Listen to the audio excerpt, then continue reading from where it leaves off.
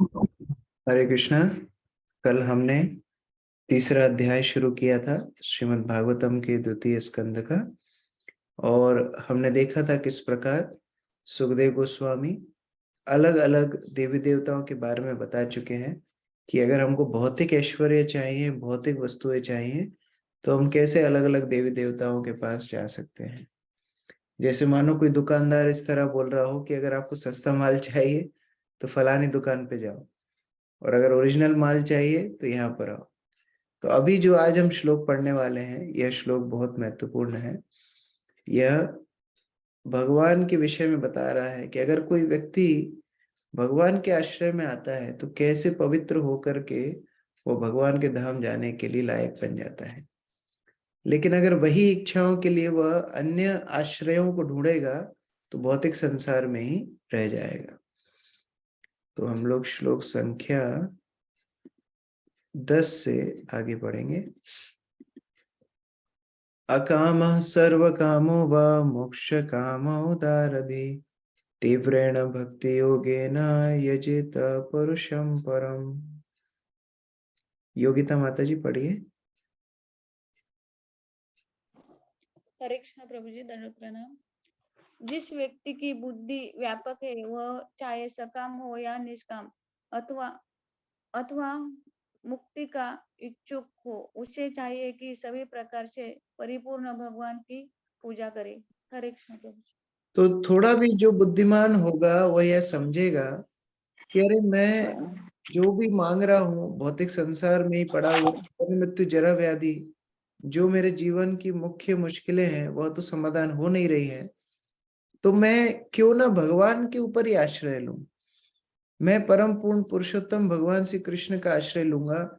चाहे मेरे अंदर बहुत सारी कामनाएं हो, सकाम कर्मी हो, चाहे मैं निष्काम कर्मी हूँ, चाहे मैं मुमुक्षु हूँ, मुक्ति की मेरे अंदर इच्छा हो, किसी भी प्रकार से अगर मैं भगवान के आश्रय में चला जाऊं तो पूर्ण रूप से शुद्ध हो जाऊंगा। सुजाता माता जी तात्पर्य पढ़िए। हरे कृष्णा प्रभु जी, दंडवत प्रणाम। श्रीमद् भगवत गीता में भगवान श्री कृष्ण को पुरुषोत्तम अर्थात परम पुरुष कहा गया है। वे ही हैं जो निर्विशेषवादियों को ब्रह्म ज्योति अर्थात श्री भगवान के शरीर की किरणों में लीन करके उन्हें मोक्ष प्रदान करने वाले हैं। यह ब्रह्म ज्योति श्री भगवान से पृथक नहीं है, जिस प्रकार सूर्य की प्रकाशमान किरणें सूर्य गोलक से पृथक नहीं होती हैं। अतएव जो परम निर्विशेष ब्रह्म ज्योति में लीन होना चाहता है, उसे भी भक्ति योग द्वारा श्री भगवान की पूजा करनी चाहिए, जैसे कि यहाँ पर श्रीमद् भागवतम में संस्तुति की गई है। यहाँ पर सर्व सिद्धियां प्राप्त करने के साधन के रूप में भक्ति योग पर विशेष बल दिया गया है। पिछले अध्यायों में बताया गया है कि कर्मयोग तथा ज्ञान योग दोनों का परम लक्ष्य भक्ति योग है, और उसी प्रकार इस अध्याय में यह घोषणा की गई है कि विभिन्न देवताओं की नाना प्रकार से पूजा करने का परम लक्ष्य भक्ति योग है। आत्म साक्षात्कार का परम साधन होने के कारण इस प्रकार यहाँ पर भक्ति योग की संस्तुति की गई है। चाहे कोई भौतिक भोग की कामना रखता हो या भव बंधन से मुक्ति की आकांक्षा रखता हो, प्रत्येक व्यक्ति को गंभीरता पूर्वक भक्ति योग अपनाना चाहिए। अकामः वह है जिसे कोई भौतिक इच्छा न हो। पुरुषम पूर्णम अर्थात परम पूर्ण का अंश होने के कारण परमेश्वर की सेवा करना जीव का स्वाभाविक कार्य है, जिस प्रकार शरीर के अंग पूर्ण शरीर की सेवा करने के निमित्त होते हैं। अतएव अकामः का अर्थ पत्थर की तरह निष्क्रिय या जड़ होना नहीं है, अपितु अपनी वास्तविक स्थिति के प्रति सचेष्ट रहना है और इस तरह से केवल परमेश्वर से तुष्टि की कामना करना है। श्रील जीव गोस्वामी ने अपने ग्रंथ संदर्भ में इस अकाम भाव की भजनीय परम पुरुष सुख मात्र स्व सुखत्वम कहकर व्याख्या की है। इसका अर्थ यह है कि मनुष्य को परमेश्वर की प्रसन्नता का अनुभव करके प्रसन्न होना चाहिए। जीव की यह अंतः चेतना भौतिक जगत में जीव की बद्ध अवस्था में भी कभी कभी प्रकट होती है, और यही अंतः चेतना अल्पज्ञ व्यक्तियों के अविकसित मनो द्वारा परोपकार, समाजवाद, साम्यवाद इत्यादि में अभिव्यक्त होती है। सांसारिक क्षेत्र में समाज, समुदाय, परिवार, देश या मानवता के रूप में दूसरों की भलाई करने का दिखावा उसी मूल भावना की आंशिक अभिव्यक्ति होता है, जिसमें शुद्ध जीव परमेश्वर की प्रसन्नता को अपनी प्रसन्नता समझता है। ऐसी उत्कृष्ट भावनाएं ब्रज भूमि की गोपियों द्वारा श्री भगवान की प्रसन्नता के लिए प्रकट की गई थी। गोपियों ने किसी फल की आकांक्षा के बिना श्री भगवान से प्रेम किया, और यह अकाम भावना की पूर्ण अभिव्यक्ति है। काम मनोभाव अर्थात अपनी स्वयं की तुष्टि के भाव की पूर्ण अभिव्यक्ति भौतिक जगत में होती है, जबकि अकामह भाव पूर्ण रूप से आध्यात्मिक जगत में प्रकट होता है। श्री भगवान हरे कृष्ण। प्रभुपाद ने शुरुआत की सबसे पहले, क्योंकि श्लोक में बताया है पुरुषम परम, परम पुरुष की आराधना करो। तो परम पुरुष कौन है? परम पुरुष भगवान श्री कृष्ण है, जिस प्रकार गीता में इत्यादि अनेक अनेक ग्रंथों में कई बार उल्लेख हो चुका है। और फिर दूसरे शब्द की व्याख्या कर रहे हैं अकाम। अकाम, अकाम मतलब जिसके अंदर कोई कामना ना हो। लेकिन इसको सामान्यतः लोग क्या समझते हैं कि जो कुछ भी ना सोचता हो, कुछ भी जिसके अंदर भावनाएं ना हो, कठोर हो, ऐसा व्यक्ति अकाम हो। प्रभुपाद बोल रहे नहीं, भक्त ऐसे नहीं होते हैं। अकामों का अर्थ है स्वयं के लिए कोई कामना नहीं, लेकिन भगवान की प्रसन्नता के लिए वह व्यक्ति कार्य करता है। जैसे गीता में भी भगवान इसके विषय में बताते हैं, अर्जुन को बोलते हैं कि आप एक निष्काम कर्म योगी जब बनेंगे, मेरे लिए कार्य करेंगे, तो आपके अंदर आपके लिए कामना नहीं है युद्ध करने की, लेकिन मेरे लिए आपको युद्ध करना है। तो उस प्रकार कई बार लोगों के अंदर आप देखेंगे कि समाज की सेवा करने की इच्छा होती है। कई बार लोग जानवरों की भी सेवा करते हैं, कई बार कुछ अलग अलग मूवमेंट चलाते हैं। तो इन सब के अभिप्राय क्या है? वही अकाम भाव जो भगवान की सेवा का भाव है, जहाँ निस्वार्थ भावना से व्यक्ति काम करना चाहता है, उसी का एक आंशिक नमूना है कि लोग कई बार समाज की, देश की इत्यादि सेवा करने में लगे होते हैं, लेकिन फिर भी वो सफल क्यों नहीं हो पाते? क्योंकि उसमें भी फिर कुछ ना कुछ स्वार्थ होता ही है। जैसे मेरा देश, तो मेरा उसमें जुड़ा हुआ है, मेरा देश है इसलिए मैं मेरे देश की सेवा कर रहा हूँ। मुझे अच्छा लगता है मानव जाति की सेवा करना, तो इसलिए मैं सेवा कर रहा हूँ। तो उसमें भी कहीं ना कुछ भाव छुपा होता है स्वार्थ परायणता का। लेकिन भगवान की शुद्ध भक्त अकाम होते हैं, जिसमें कोई भी भौतिक भावना मिश्रित नहीं होती। राहुल प्रभु आगे पढ़िए। हरे कृष्णा प्रभु जी, दंडवत प्रणाम। भगवान में तदाकार होने का भाव या ब्रह्म ज्योति में लीन होने का भाव भी काम भाव का प्रदर्शन माना जा सकता है। यदि ये भाव भौतिक कष्टों से मुक्त होने के लिए हो, इसलिए भक्त कभी भी मोक्ष इसलिए नहीं चाहता कि वह जीवन के कष्टों से मुक्त हो जाए। ऐसे मोक्ष के बिना भी शुद्ध भक्त सदैव भगवान की तुष्टि की कामना करता है। अर्जुन ने काम भाव से प्रेरित होकर कुरुक्षेत्र की युद्ध भूमि में लड़ने से इनकार कर दिया था, क्योंकि वह अपनी तुष्टि के लिए अपने संबंधियों को बचाना चाह रहा था। किंतु शुद्ध भक्त होने के कारण भगवान के आदेश पर वह युद्ध करने के लिए तैयार हो गया, क्योंकि उसे ज्ञान हो चुका था और उसने अनुभव किया था कि अपनी तुष्टि की बलि देकर भगवान की तुष्टि करना उसका परम कर्तव्य है। इस तरह वह अकाम हो गया। यह पूर्ण जीव की पूर्णावस्था सिद्धावस्था है। उदार धी का अर्थ है व्यापक दृष्टि वाला या उदार चेता। जो लोग भौतिक भोग की कामना करते हैं वे छोटे मोटे देवताओं को पूजते हैं। भगवद गीता अध्याय 7 श्लोक संख्या 20 में ऐसे बुद्धि को रतक ज्ञान अर्थात ऐसे व्यक्ति की बुद्धि को संज्ञा शून्य हो चुका है, यह कहकर भत्सना की गई है। कोई भी व्यक्ति परमेश्वर की स्वीकृति स्वीकृति लिए बिना देवताओं से कोई भी फल प्राप्त नहीं कर सकता। इसलिए व्यापक दृष्टि वाला व्यक्ति यह देख सकता है कि भौतिक लाभों के लिए भी अंतिम प्राधिकारी सत्ता भगवान ही है। ऐसी परिस्थिति में व्यापक दृष्टि वाले व्यक्ति को चाहिए कि वह सीधे भगवान की पूजा करे, भले ही वह भौतिक भोग या मुक्ति की कामना क्यों न कर रहा हो। चाहे कोई अकाम हो या सकाम या मोक्ष काम, हर एक को तत्परता से भगवान की पूजा करनी चाहिए। इसका अर्थ यह होता है कि कर्म तथा ज्ञान के किसी प्रकार के मिश्रण के बिना ही भक्ति योग पूरी तरह लागू किया जा सकता है। जैसे अमिश्रित सूर्य की किरण अत्यंत तीव्र होती है, इसी तरह श्रवण कीर्तन इत्यादि का अमिश्रित भक्ति योग आंतरिक उद्देश्य से निरपेक्ष होकर सबों के द्वारा संपन्न किया जा सकता है। हरे कृष्ण। यहाँ पर एक और शब्द बहुत महत्वपूर्ण है, तीव्रेण भक्ति योगेन। तीव्रता से भक्ति करना चाहिए। जब हम पूर्ण रूप से आश्रय लेकर के भगवान की भक्ति करते हैं, चाहे हमारे अंदर भौतिक इच्छाएं हो, चाहे हमारे अंदर मोक्ष की इच्छा हो, चाहे हमारे अंदर कोई भी इच्छा ना हो भौतिक, तो उस प्रकार से हर व्यक्ति के आश्रय तत्व हैं भगवान श्री कृष्ण। एतावान एव यजताम इहा निःश्रेयसोदया भगवती अचलो भावो यद भागवत संगता। राकेश प्रभु पढ़िए। हरे कृष्ण गुरु जी, दंडवत प्रणाम। अनेक देवताओं की पूजा करने वाले विविध प्रकार के लोग भगवान के शुद्ध भक्त की संगीत से ही सर्वोच्च सिद्धिदायक पर प्राप्त कर सकते हैं, जो भगवान पर अविचल आकर्षण के रूप में होता है। हरे कृष्ण। अब कोई बोल सकता है कि अरे अगर कोई उस स्तर पे ना हो कि भगवान की आराधना ना कर पाए तो क्या करे? तो उनके लिए सहज मार्ग है भगवान के शुद्ध भक्तों की संगति।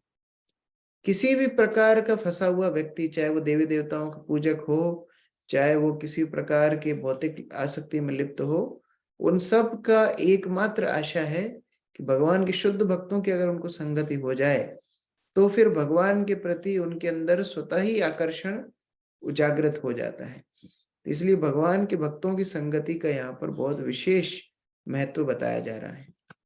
अनिकेत प्रभु तात्पर्य पढ़िए। हरे कृष्णा प्रभु जी, दंडवत प्रणाम। तात्पर्य: इस भौतिक सृष्टि में प्रथम देवता ब्रह्मा से लेकर एक शूद्र चींटी तक विभिन्न योनियों के सारे जीव प्रकृति के नियम या भगवान की बहिरंगा शक्ति के अधीन है। जीव अपनी शुद्ध अवस्था में जानता रहता है कि वह भगवान का अंश है, किंतु जब जीव भौतिक शक्ति पर प्रभुत्व जताने की इच्छा के कारण भौतिक जगत में आ गिरता है तो वह प्रकृति के 3 गुणों द्वारा बद्ध हो जाता है और वह अधिकाधिक लाभ के लिए जीवन संघर्ष करता है। यह जीवन संघर्ष भौतिक भोग के वशीभूत होकर मायाजाल के पीछे भागने के सदृश है। भौतिक भोग की सारी योजनाएं, चाहे वे विभिन्न देवताओं की पूजा द्वारा संपन्न हो, जैसा कि इसी अध्याय के पिछले श्लोकों में बताया गया है, अथवा ईश्वर या देवता की सहायता के बिना वैज्ञानिक ज्ञान की आधुनिकृत प्रगति हो, मात्र भ्रम है, क्योंकि सुख की इन समस्त योजनाओं के बावजूद बद्धजीव भौतिक सृष्टि के संपर्क में रहकर जीवन की समस्याओं को, जन्म, मृत्यु, जरा तथा रोग को कभी हल नहीं कर सकता। विश्व का इतिहास ऐसे योजना निर्माताओं से भरा पड़ा है। अनेक राजा महाराजा आते जाते रहते हैं, लेकिन उनकी कहानी ही शेष रह जाती है और जीवन की मुख्य समस्या इन योजना निर्माताओं के बावजूद जैसी की तैसी बनी रहती है। वास्तव में यह मनुष्य जीवन की समस्याओं का हल ढूंढने के लिए प्राप्त हुआ है, किंतु विभिन्न देवताओं को प्रसन्न करके पूजा की विविध विधियों से या ईश्वर अथवा देवताओं की सहायता लिए बिना ज्ञान के तथाकथित वैज्ञानिक विकास से मनुष्य इन समस्याओं को हल नहीं कर सकता।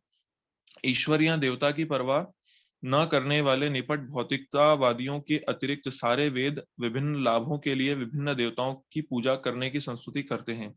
अतएव ये देवता न तो मिथ्या हैं न काल्पनिक। देवता हमारी ही तरह वास्तविक हैं, लेकिन ब्रह्मांडीय सरकार के विभिन्न विभागों का प्रबंध करने में वे भगवान की प्रत्यक्ष सेवा में लगे रहने से अत्यधिक शक्तिशाली होते हैं। भगवत गीता से इसकी पुष्टि होती है और उसमें परम देव ब्रह्मा समेत देवताओं के विभिन्न लोकों का उल्लेख है। निपट भौतिकतावादी लोग ईश्वर या देवताओं के अस्तित्व पर विश्वास नहीं करते, न ही वे यह विश्वास करते हैं कि भिन्न भिन्न लोकों में विभिन्न देवताओं का आधिपत्य है। वे निकटतम दैवी पिंड उपग्रह चंद्रलोक तक पहुंचने में काफी हंगामा खड़ा कर रहे हैं, लेकिन इतने यांत्रिक शोध के बाद भी वे चंद्रमा के विषय में बहुत कम सूचना एकत्र कर पाए हैं और चंद्रमा में भूखंड बेचने के झूठे विज्ञापन के बावजूद गर्वित विज्ञानी या निपट भौतिकतावादी वहां रह नहीं सकते। अन्य लोगों की तो बातें करना व्यर्थ है, क्योंकि वे उनकी गणना भी नहीं कर सकते, किंतु वेदों के अनुयायी भिन्न विधि से ज्ञान प्राप्त करते हैं। वे वैदिक साहित्य के कथनों को प्रमाण मानते हैं, जैसा कि हम प्रथम स्कंद में कह चुके हैं। अतएव उन्हें ईश्वर तथा देवताओं के विषय में और उसी के साथ साथ भौतिक जगत की परिधि में स्थित भौतिक आकाश की सीमा से परे विभिन्न आवासीय लोकों का पूरा एवं संतोषजनक ज्ञान होता है। जिस सर्वाधिक प्रामाणिक साहित्य को शंकर, रामानुज, मध्व, विष्णु स्वामी, निम्बार्क तथा चैतन्य जैसे भारतीय आचार्यों ने स्वीकार किया है और जिसका अध्ययन सभी महत्वपूर्ण महापुरुषों ने किया है, वह भगवत गीता है, जिसमें देवताओं की पूजा तथा उनके अपने अपने आवासीय लोकों का उल्लेख है। भगवत गीता 9.2.5 पुष्टि करती है, यान्ति देवव्रता देवान् पितॄन् यान्ति पितृव्रता भूतानि यान्ति भूतेज्या यान्ति मद्याजिनो अपि माम्। देवताओं के उपासक देवताओं के लोकों को जाते हैं और पितरों के पूजक पितृलोक को जाते हैं। निपट भौतिकतावादी भिन्न भिन्न भौतिक लोक में रह जाते हैं, किंतु भगवत भक्त भगवान के धाम पहुंच जाते हैं। यहाँ पर 2 स्तर की बात हो रही है। एक है जो किसी की भी सत्ता नहीं मानते हैं, जैसे वैज्ञानिक इत्यादि, वो अपने ही बल से भौतिक ऐश्वर्यों का भोग करना चाहते हैं और हम देखते हैं कैसे उनकी वैज्ञानिक जो खोजें हैं वो चाहते हैं कि हम अलग अलग ग्रहों पे जाएं, वहां पर भी शोषण करें, लेकिन उनके प्रयास विफल हो जाते हैं। सालों साल की मेहनत के बाद भी वो अन्य ग्रहों पे नहीं जा पाते। अन्य ग्रह छोड़ दीजिए, पृथ्वी पर ही एक आविष्कार दूसरे आविष्कार के लिए समस्या बन जाता है। जैसे मान लीजिए हमने अभी ये कार फैक्ट्री इत्यादि व्हीकल्स की इतनी बढ़ोतरी कर दी, अब उससे थोड़ा संसाधन सुलभ हुआ, लेकिन उससे पॉल्यूशन बढ़ गया। अभी पॉल्यूशन कम करने के लिए दूसरा आविष्कार करेंगे, उससे कुछ और बढ़ जाएगा। तो इस तरह एक समस्या को समाधान करने के लिए दूसरी समस्या को खड़ा करते जाते हैं। इससे थोड़ा ऊपर होते हैं वो लोग जो देवी देवताओं की पूजा करते हैं, क्योंकि कम से कम वो वैदिक शास्त्रों के ऊपर तो विश्वास करते हैं।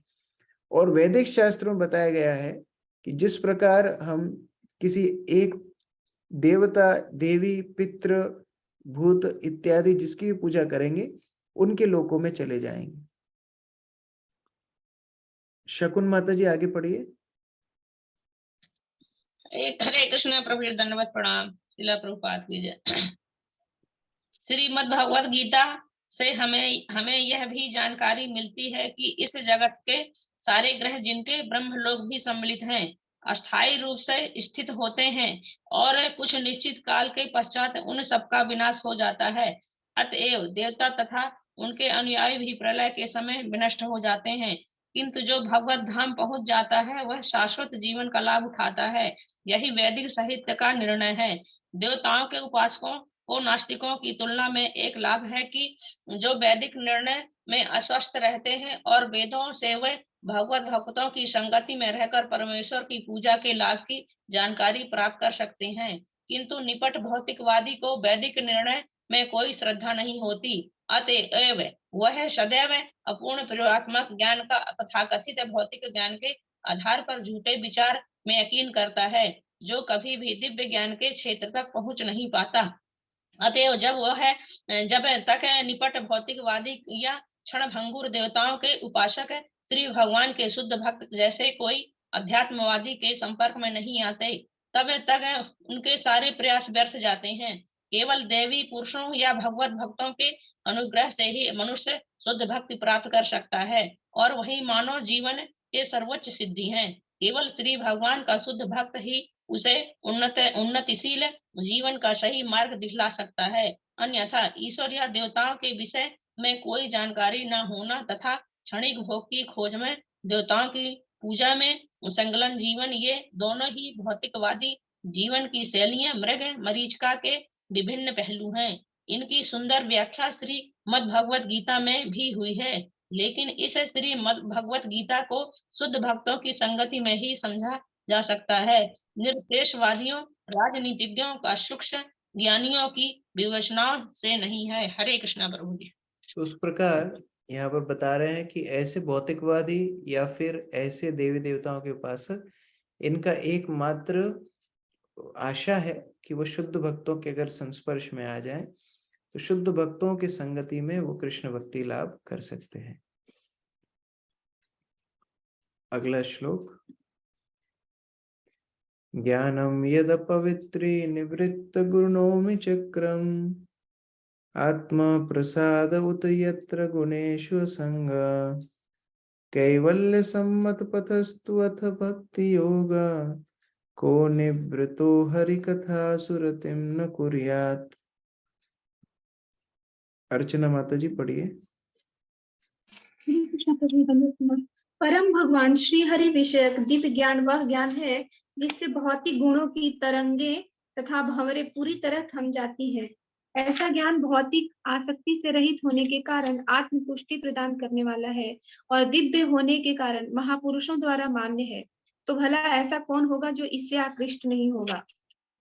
तो अभी प्रश्न पूछ रहे हैं सुखदेव गोस्वामी, वास्तव में आश्चर्य प्रकट कर रहे हैं कि इतना सब सुनने के बाद भी ऐसा कौन व्यक्ति होगा जो भगवान की दिव्य भक्ति से आकृष्ट नहीं होगा। कौन ऐसा व्यक्ति होगा जो ये हरि कथा से आकृष्ट नहीं होगा, क्योंकि जो हरि कथा भौतिक गुणों से मुक्त कराती है, भौतिक दुख दर्द से मुक्त कराती है, भौतिक आसक्ति से मुक्त कराती है, आत्मा को तुष्ट करती है। और पहले भी इतिहास में कई महापुरुषों ने इसको स्वीकार करके अपने जीवन को सफल बनाया, तो महापुरुषों के द्वारा सिद्ध है। फिर भी हमारी अगर भगवान की कथा सुनने में, भगवान की भक्ति करने में आकर्षण नहीं है, तो फिर ये एक प्रश्न, ये एक आश्चर्य का विषय है। अजय प्रभु तात्पर्य पढ़िए। हरे कृष्णा प्रभु प्रणाम। श्रीमद् भगवद गीता के 10वें अध्याय के 9वें श्लोक के अनुसार शुद्ध भक्तों के लक्षण अत्यंत अद्भुत है। शुद्ध भक्त अपनी सभी कार्यों को सदा श्री भगवान की सेवा में लगाता है। इस प्रकार शुद्ध भक्त हालात की भावनाओं का परस्पर विनिमय करते हैं और दिव्य आनंद का आस्वादन करते हैं। यदि किसी प्रामाणिक गुरु के मार्गदर्शन में उचित ढंग से साधना की जाए तो साधन अवस्था में भी यह दिव्य आनंद अनुभव किया जाता है। परिपक्व अवस्था में इस विकसित दिव्य भाव की परिणति श्री भगवान के साथ उस विशेष संबंध की अनुभूति में होती है जो जीवात्मा की मूल वैधानिक अवस्था होती है। यह अवस्था श्री भगवान के साथ माधुर प्रेम तक हो सकती है, जो सर्वोच्च दिव्य आनंद माना गया है। इसलिए इस साक्षात्कार का एकमात्र साधन होने के कारण भक्ति योग कैवल्य कहलाता है। इस संदर्भ में श्री जीव गोस्वामी एक वैदिक कथन उद्धृत करते हैं। एको नारायण देव परावरणाम परम आस्ते केवल संगीत। और यह प्रस्थापित करते हैं कि भगवान नारायण ही कैवल है और जिस साधन से मनुष्य श्री भगवान तक पहुंचने में समर्थ बनता है वह कैवल्य पंथा अर्थात श्री भगवान तक पहुंचने का एकमात्र साधन कहा जाता है। यह कैवल्य पंथा का प्रारंभ श्रवण से अर्थात परमेश्वर संबंधित विषयों के बारे में सुनने से होता है और ऐसी हरि कथा सुनने का स्वाभाविक परिणाम दिव्य ज्ञान की प्राप्ति होती है, जिससे संसारी कथाओं से विरक्ति उत्पन्न होती है, जिसके लिए भक्त में कोई रुचि नहीं रह जाती। भक्त के लिए सारे संसारी कार्यकलाप चाहे वह सामाजिक हो या राजनीतिक अनाकर्षक बन जाते हैं और परिपक्व अवस्था में ऐसे भक्त को अपने शरीर तक से अनासक्ति हो जाती है और शारीरिक संबंधों की बात तो उठती ही नहीं। ऐसी दशा में वो भौतिक गुणों की तरंगों से विचलित नहीं होता।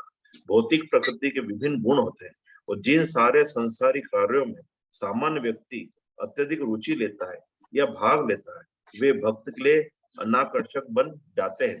यहाँ पर इस अवस्था को प्रतिनिवृत्त गुणों में कहा गया है और यह आत्म प्रसाद अर्थात किसी प्रकार के भौतिक संबंध के बिना की आत्मतुष्टि द्वारा संभव है।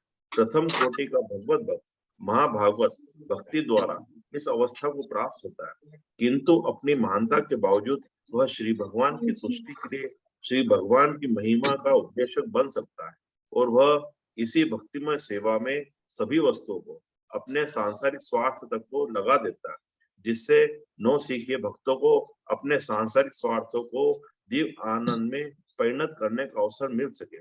श्री रूप गोस्वामी ने शुद्ध भक्त के इस कार्य को निर्बंध प्रश्न संबंधे युक्त वैराग्य मुच्यते कहा है।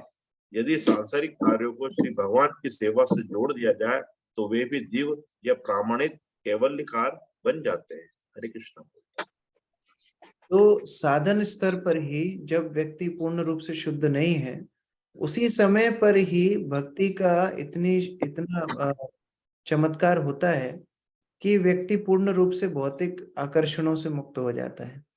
फिर अगर भगवान का शुद्ध भक्त बन जाए तो फिर भगवान के साथ किसी एक रस में शांत दास्य साख्य वात्सल्य माधुर किसी एक रस में संबंध स्थापित करके पूर्ण रूप से वो आनंद में हो ही जाता है।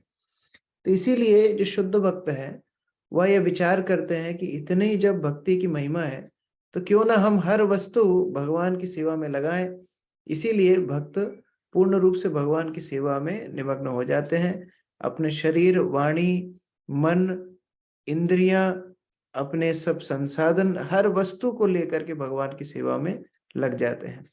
जब सुखदेव गोस्वामी ने इस प्रकार से परीक्षित महाराज को बोलना बंद किया, अभी सौनक ऋषि आगे पूछ रहे हैं। ये कथा सूत गोस्वामी सौनक आदि ऋषियों को सुना रहे हैं। तो सौनक आदि ऋषि अब पूछ रहे हैं कि आगे क्या हुआ। सौनको वाचा इति इत्याभिव्याहृतं राजा निशम्य भरतश्रवा किमन्यत् पृष्टवान् भूयो वैयासिकीं ऋषिं कविम्। अभय प्रभु पढ़िए।